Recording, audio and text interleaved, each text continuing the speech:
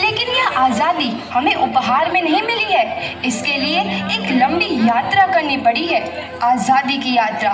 इस यात्रा में हजारों लाखों लोगों ने अपनी जान की कुर्बानी दी। 1919 जलियांवाला बाग। आज हमारी बैसाखी का दिन है, लेकिन पूरा पंजाब बैसाखी नहीं मनाएगा। हम सब बैसाखी नहीं मनाएंगे।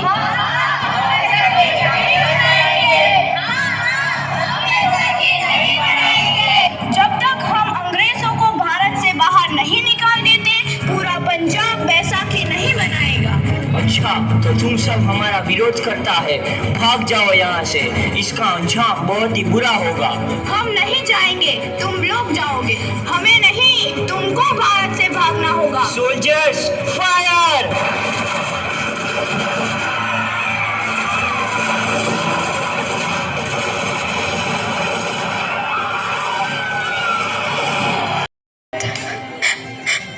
तू इतनी छोटी उम्र में हम सबको छोड़ के चला जाएगा। तूने जिंदगी में देखा ही क्या है पुत्र? मैंने अपनी माँ देखी है, जिसने मुझे एक ही बात बताई है कि बेटे, अपने देश के लिए एक बार मरना 100 बार जन्म लेने के बराबर होता है। अच्छा माँ, अब आशीर्वाद दे, आखिरी बार विदाई लेने का समय आ गया है। भगत, मेरे लाल,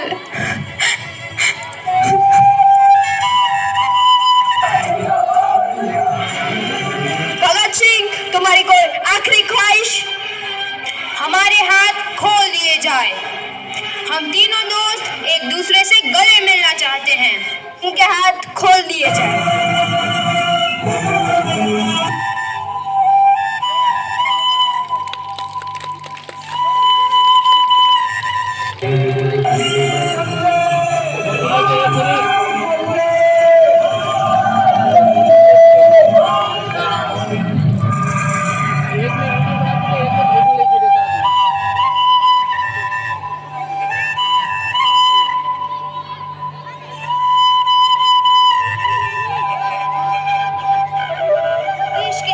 नौजवान के मन में आज़ादी की नई उमंग हिलोरे लेने लगी।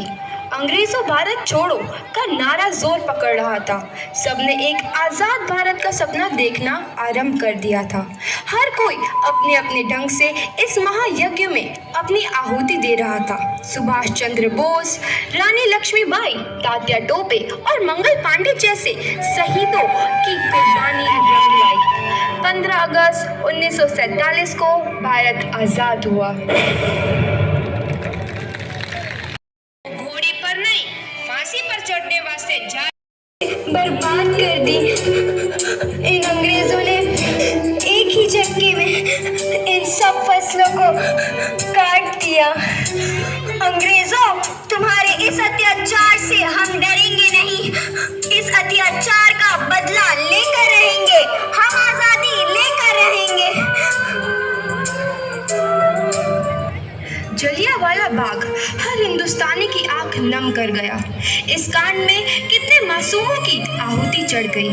इतनी हैवानियत से इंसानियत कत्ल कर दी गई। जलियांवाला बाग के हत्याकांड ने आज़ादी की आग में घी देने का काम किया। मासूम औरतों, बच्चों की दर्द भरी चीखें और सिसकियां इनकलाब का गूंज बनकर उभरी। लाला लाजपत राय, भगत सिंह, राजगुरु, सुखदेव सरीखे क्रांतिकारियों ने भारत की इस जमीन से विदेशी दरिंदों को निकाल फेंकने के मंसूबे मजबूत कर लिए। 8 अप्रैल 1929 लाला लाजपत राय के नेतृत्व में साइमन कमीशन के खिलाफ एक भारी जुलूस निकाला गया। Simon commission, Simon commission, Simon commission, Simon commission, Simon commission, Simon commission, Simon commission, Simon commission, Simon commission. बेवकूफ इंडियंस, तुमको हमारी बात समझ में नहीं आती। Stop this. साइमन कमीशन, नहीं मानता। आई से स्टॉप दिस। लाला जी, आप आगे बढ़ो, हम आपके साथ हैं। लाला जी, संघर्ष करो, हम आपके साथ हैं।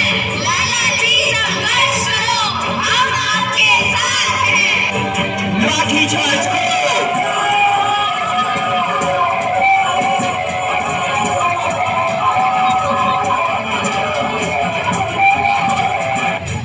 अरे लाला जी को तो बहुत गहरी चोट लगी है, उनका सर फट गया है।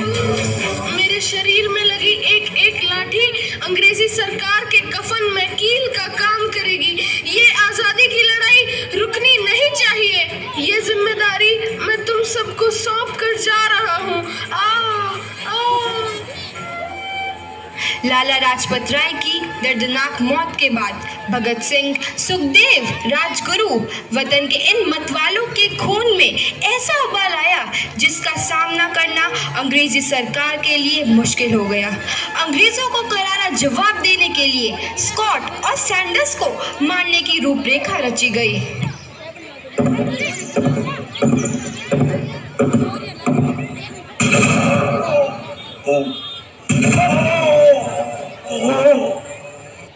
सैंडर्स मारा गया।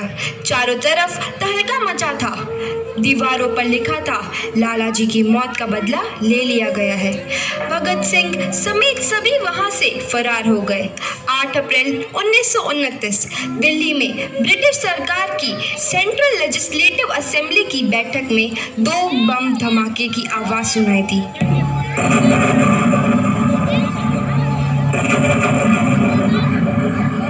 इन धमाकों ने अंग्रेजी हुकूमत को हिला कर रख दिया। इस घटना को अंजाम देने वाले भगत सिंह, राजगुरु और सुखदेव ने अपने आप को अंग्रेजों के हवाले कर दिया। 1930 को अदालत ने अपना फैसला सुनाया। मुलजिम भगत सिंह, मुलजिम राजगुरु, मुलजिम सुखदेव को दफा 121 और दफा 302 के तहत ये अदालत तीनों को मुजरिम करार देती है और इस गुस्ताखी के लिए ये अदालत इन तीनों को सजाए मौत की सजा सुनाती है। सरफरोशी की तमन्ना अब हमारे दिल में है, देखना है जोर कितना बाजुए कातिल में है।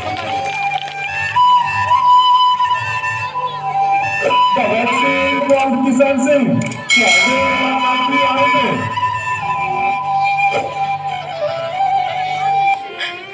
पुत्र की हाल है तेरा?